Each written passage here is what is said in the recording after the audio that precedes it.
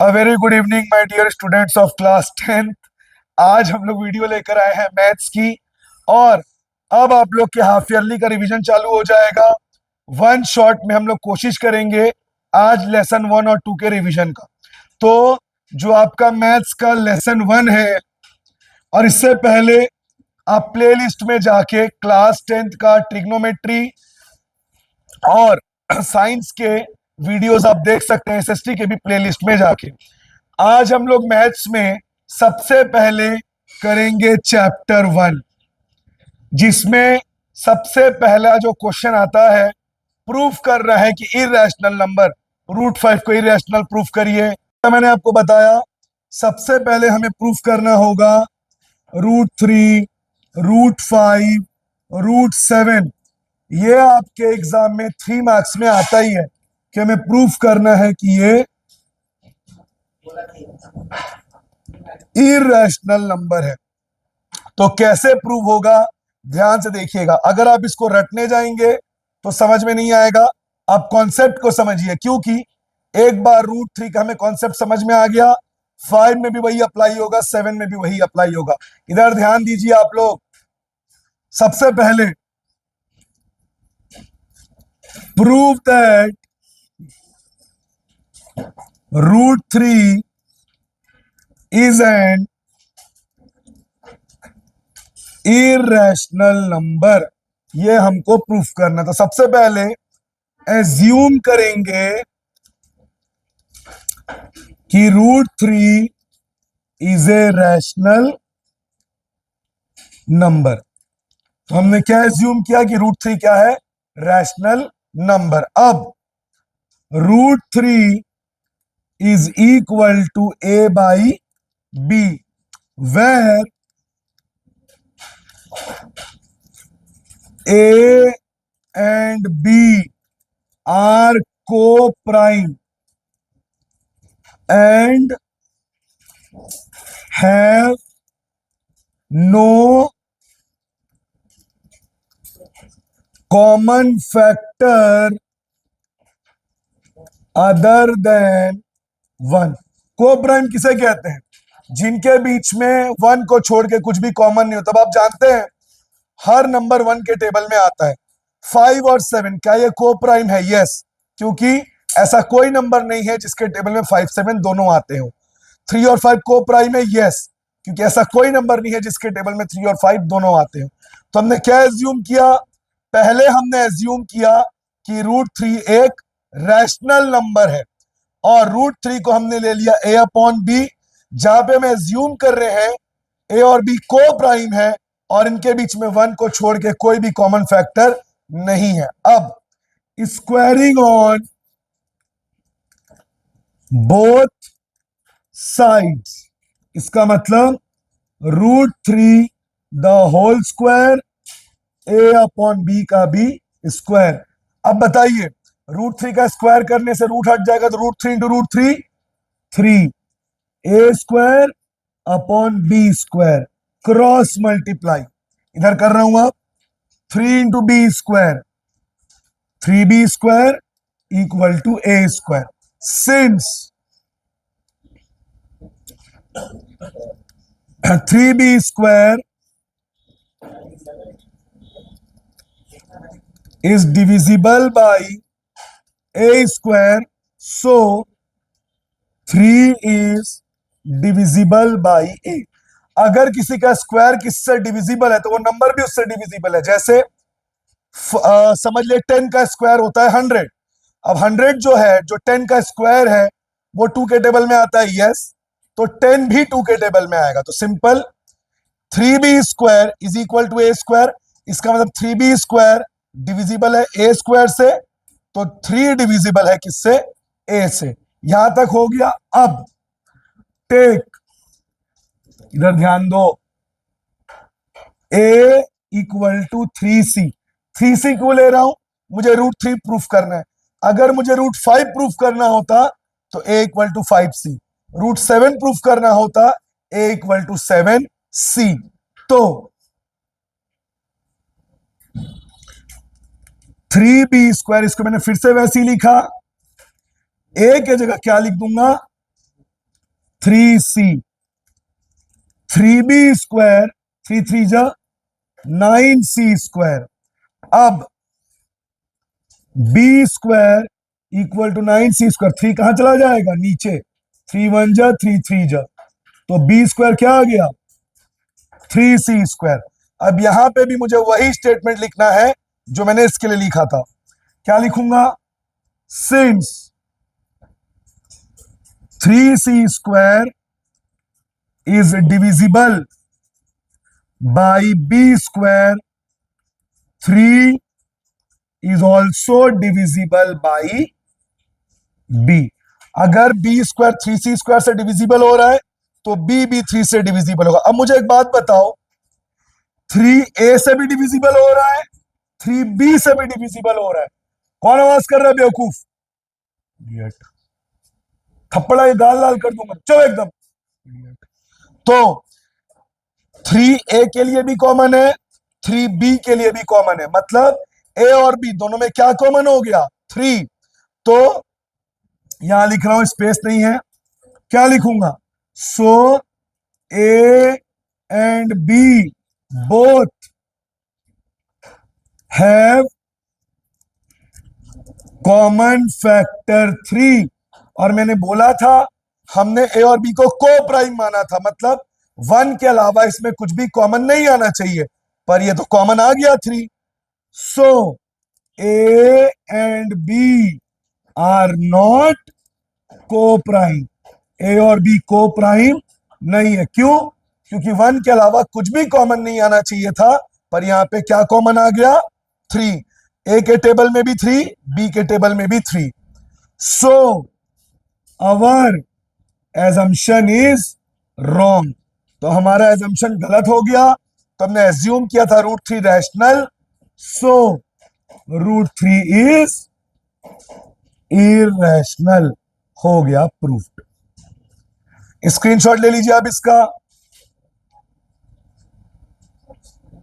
Okay, अब अगर मुझे √5 को प्रूफ करना है, √7 को प्रूफ करना है, सेम यही प्रोसीजर अप्लाई करूंगा, बस जो जहां जहां पे 3 है वहां वहां पे 5 आएगा, जहां जहां √7 है वहां वहां पे 7 आएगा। समझ गए, चलिए देखते हैं √5 को। अगर मान लीजिए यहां पे प्रूफ करना होता √5 इज एन इरैशनल नंबर, तो मैं एज्यूम करता √5 इज अ रैशनल नंबर, फिर √3 के जगह √5 equal to a by B, statement भी मेरा सेम रहता, a and b are co-prime and have no common factor other than 1। अब स्क्वायरिंग ऑन बोथ साइड्स, तो √3 की जगह क्या लिखता √5, √5 का स्क्वायर क्या हो जाता 5। अब यहां पे 5b square equal to a square, क्या लिखता 5b square is divisible by a square, so 5 is also divisible by a।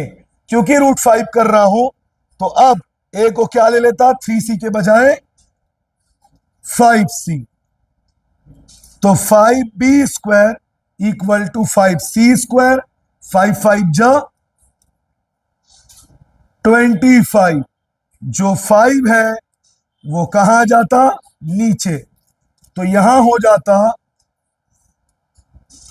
25c square upon 5, cancel, तो b square equal to 5c square. फिर मैं वही लिखता 5c square is divisible by b square, so 5 is also divisible by b। 5a से भी divisible है, 5b से भी डिविजिबल है, इसका मतलब a और b का कॉमन फैक्टर क्या हो गया 5, तो a और b को प्राइम नहीं है, तो our assumption is wrong, √5 is irrational number. √7 होता तो 5 की जगह क्या लिख देते 7, procedure will be same. Screenshot ले लीजिए। नेक्स्ट, अब नेक्स्ट क्वेश्चन है, prove that 2 plus keep quiet √5 is an irrational number. इसको इरैशनल प्रूफ करने का प्रोसेस थोड़ा सा अलग है, पर हाँ इसमें उतना सारा स्टेटमेंट आपको नहीं लिखना है, ठीक है। इस तरह के क्वेश्चन में बस आप ये ध्यान रखिएगा, रूट को आपको अकेला कर देना है, ठीक है। जैसे सबसे पहले assume 2 plus root 5 is a rational number and 2 plus root 5 equal to a by b where a and b are integers. उसमें हमने लिखा था को प्राइम, इसमें आपको लिखना है where a and b are integers and b is not equal to 0. इसमें आपको स्क्वायरिंग कुछ नहीं करना, बहुत सिंपल हो जाएगा. इसको मैंने क्या बोला था, आपको अकेला करना है. ठीक है,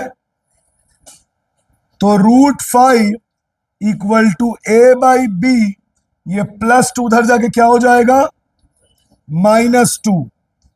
√5 cross multiply a into 1 a, 2 into b 2b, b into 1 b. यहां तक हो गया.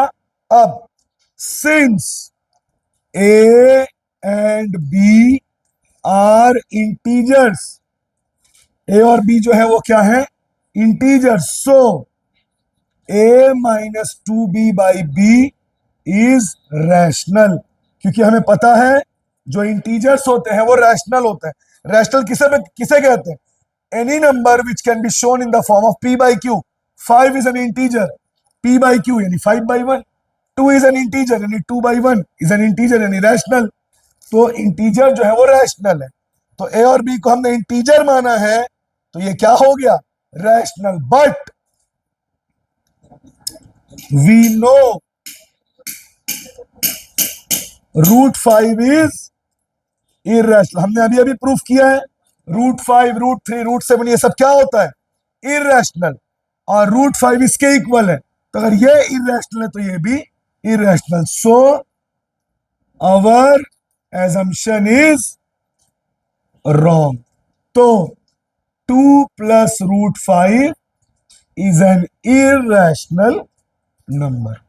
उसमें हमें स्क्वायरिंग करना था और को प्राइम लिखना था, लेकिन ऐसे वाले क्वेश्चन में हमें इसको इंटीजर लिखना है. ठीक है, ये a और b इंटीजर है तो रैशनल हो गया, पर ये √5 के इक्वल है और √5 इररेशनल होता है, तो ये भी क्या हो गया, इररेशनल. तो हमारा एजम्पशन गलत हो गया सॉल्व. स्क्रीनशॉट ले लीजिए. एक और करते हैं इस टाइप का. इस बार लिखते हैं 3 माइनस √5. पिछले बार में 2 प्लस था ना, 3 माइनस √5. फिर से वही प्रोसेस होगा. Assume 3 minus √5 is a rational number. फिर उसके बाद आपको पता है, keep quiet, 3 minus √5 is equal to a by b. बात मत करो. Where a and b are integers and b is not equal to 0. तुम लोग चुप रहने बोलो, समझ में नहीं आ रहा है क्या, एकदम चुप. इसके बाद मैंने आपसे क्या कहा था, रूट को आपको अकेले करना है. तो इस माइनस √5 को उधर लेके चले जाइए, प्लस a बाई बी इधर आ जाएगा तो माइनस a बाई बी, और माइनस √5 उधर जाके plus √5. Cross multiply, 3 into B 3b, a into 1 a, b into 1 b equal to √5. फिर उसके बाद वही लिखना पड़ेगा, since a and b are integers so 3b minus a by b is rational. लेकिन हमको पता है √5 क्या होता है, irrational. But √5 is irrational, so our assumption is wrong. इसका मतलब 3 माइनस √5 इज इरेशनल नंबर। इस तरह से इरेशनल वाला मैंने आपको बता दीजिए, स्क्रीनशॉट ले लीजिए।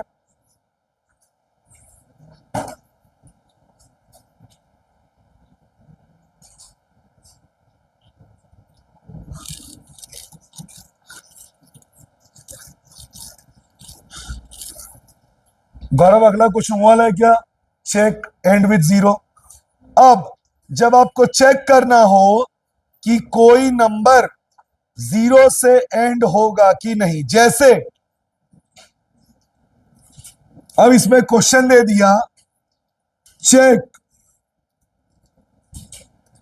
Weather 12n end with zero और नॉट। बहुत सिंपल है, आपको इसका प्राइम फैक्टराइजेशन करना है।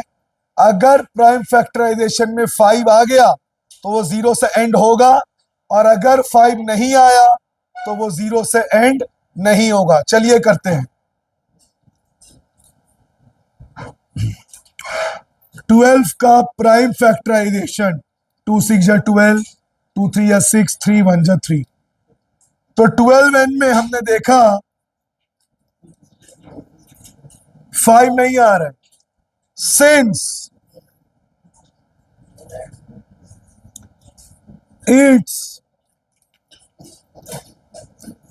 Prime factorisation doesn't ends with zero, it doesn't have 5, so it will not end with zero। कितना इजी है देखिए, इसके प्राइम फैक्टराइजेशन में 5 नहीं है, इसलिए जीरो से एंड नहीं होगा। मतलब प्राइम फैक्टराइजेशन जब हम करेंगे तो उसमें 5 आना चाहिए। एक और क्वेश्चन देख लीजिए, 20n दिया था क्या? अगला 20n दिया था क्या? 20 देख लीजिए अगला।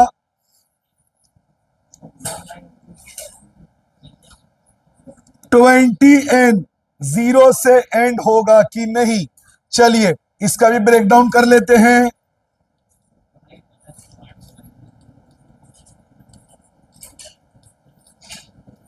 देखिए इसके प्राइम फैक्टराइजेशन में 5 आ गया, मतलब ये जीरो से एंड होगा। देख लीजिए, 2 इंटू 2 इंटू 5n। तो क्या लिखना पड़ेगा?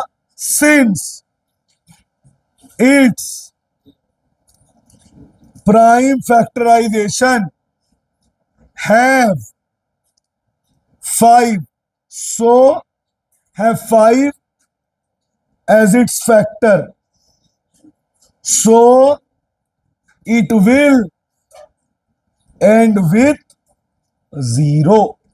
क्योंकि इसके प्राइम फैक्टराइजेशन में 5 है तो ये जीरो से एंड होगा, इसमें 5 नहीं था तो वो जीरो से एंड नहीं होगा। टेस्ट भी कर सकते हैं, जैसे मान लीजिए 20 का पावर मैंने 3 लिख दिया, 20 इंटू 20 इंटू 20, देखिए लास्ट में जीरो आया। 12 का पावर आप 2 रख दीजिए, 12 इंटू 12 144। देखिए इसमें जीरो आया, इसमें जीरो नहीं आया। तो प्राइम फैक्टराइजेशन में अगर 5 है तो वो जीरो से एंड होगा, अगर 5 नहीं है तो वो जीरो से एंड नहीं होगा। स्क्रीनशॉट ले लीजिए। अब हम लोग करेंगे HCF into LCM equal to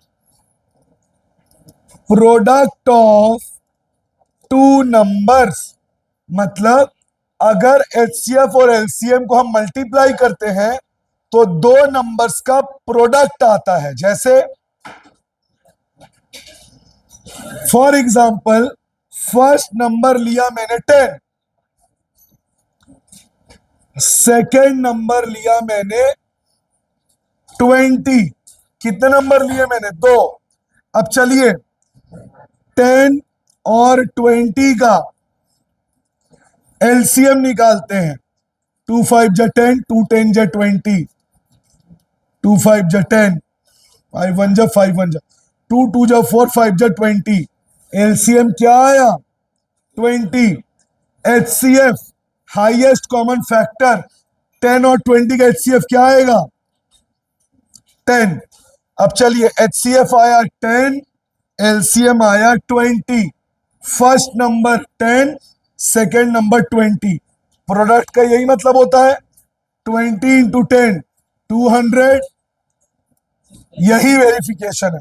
मतलब एचसीएफ और एलसीएम को अगर हम मल्टीप्लाई करेंगे तो दोनों नंबर्स का प्रोडक्ट के इक्वल आएगा। अब इसी से रिलेटेड कुछ क्वेश्चंस हम करेंगे। स्क्रीनशॉट ले लीजिए आप इसका।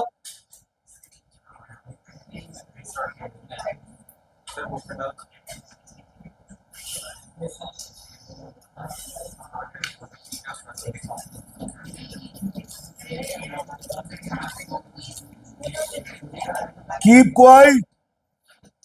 आगे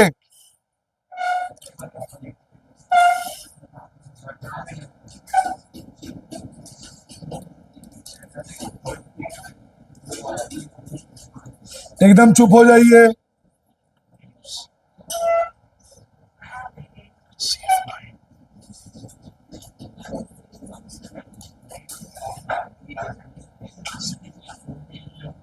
प्लीज पे अटेंशन।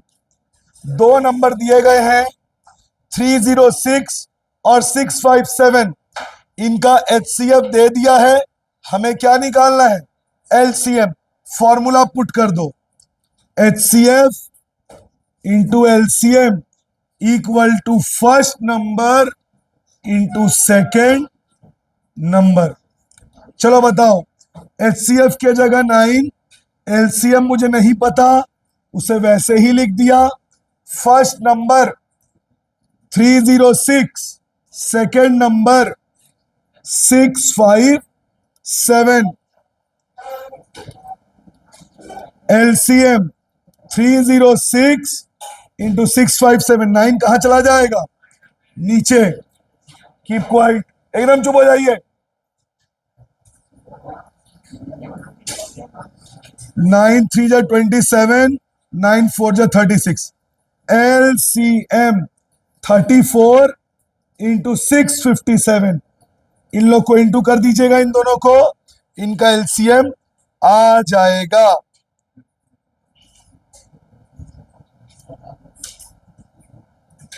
स्क्रीनशॉट ले लीजिए।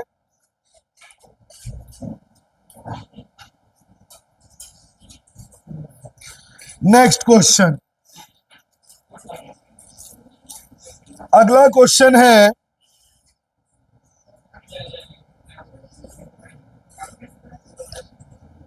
26 एंड 91। ये दो नंबर्स दिए गए हैं, इनका एलसीएम और एचसीएफ फाइंड आउट करिए, फिर वेरीफाई भी करिए।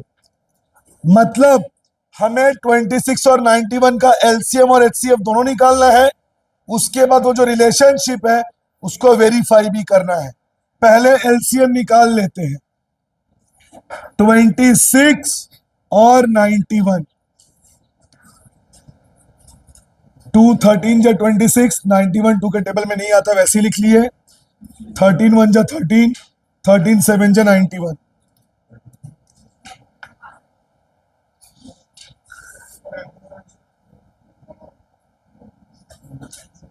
LCM 2 into 13 into 7, 26 into 7, 7 6 जा 2 कैरी 4।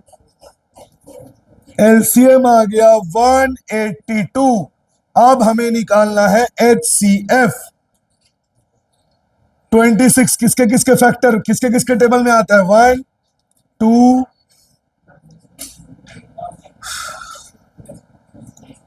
13 और 26। ये 26 के फैक्टर्स हैं। 91 1 7 13 और 91, ये 91 के फैक्टर्स हैं। अब कॉमन क्या है? 1 कॉमन है, 13 कॉमन है, 1 और 13 में बड़ा क्या है 13, HCF क्या आ गया 13, तो HCF 13। अब वेरीफाई कर दो, वेरीफाई करने के लिए रिलेशन, कृष्णा ये दिख रहा है ना, हाँ, HCF into LCM equal to first number into second number. बताइए HCF 13, LCM 182, first number 26, second number 91। देखते हैं ये दोनों इक्वल आते हैं कि नहीं। 2 6 carry 10, 2 3 6 6, 26 1 just 6 carry 2, 26 9 9 6 just 4 carry 5 3।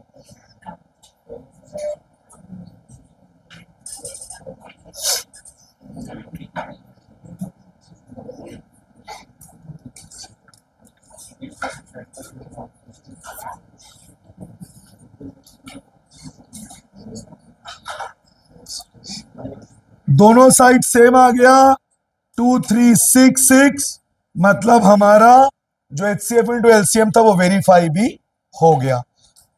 Screenshot ले लीजिए।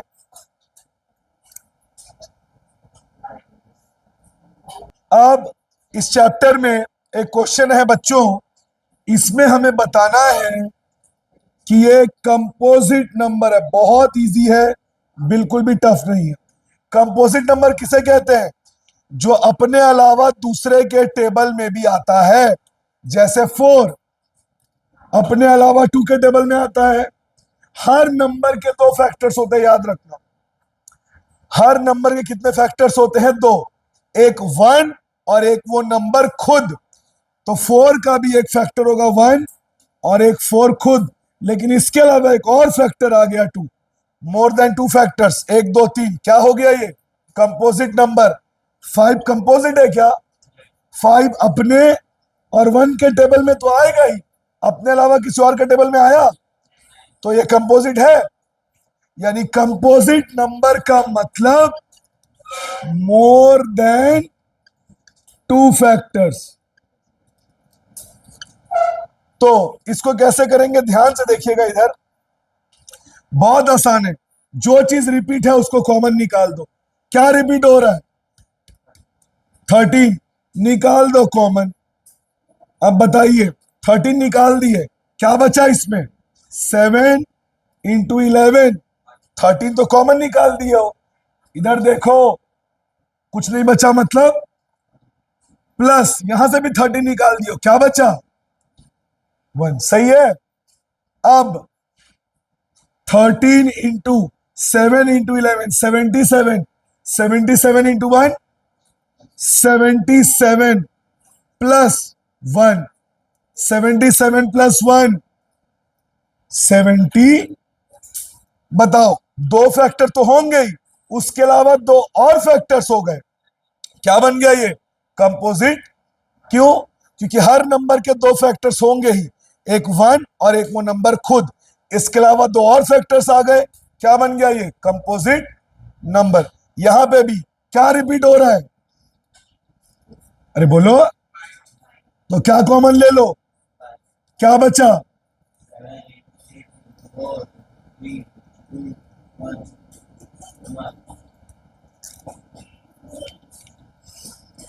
7 6 जो 42, 42 इंटू 4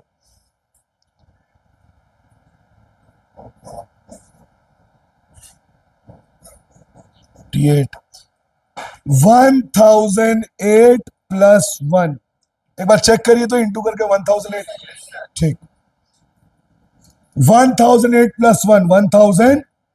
बताओ 2 नंबर के अलावा 2 और फैक्टर आ गए, क्योंकि 2 फैक्टर तो है ही, 1 और वो नंबर खुद, उसके अलावा 2 और फैक्टर आ गए, क्या बन गया ये कंपोजिट नंबर। चैप्टर 1 में इतना ही था, स्क्रीनशॉट आप ले सकते हैं। ठीक है, आज के वीडियो के लिए इतना ही, आपसे मिलेंगे नेक्स्ट वीडियो में। और पूरे 10th की जर्नी के दौरान स्नेहपूर्ण शिक्षा आपके साथ है। हमारा चैनल नया है, चैनल को सब्सक्राइब करें, वीडियो को लाइक और शेयर करें। Have a good day.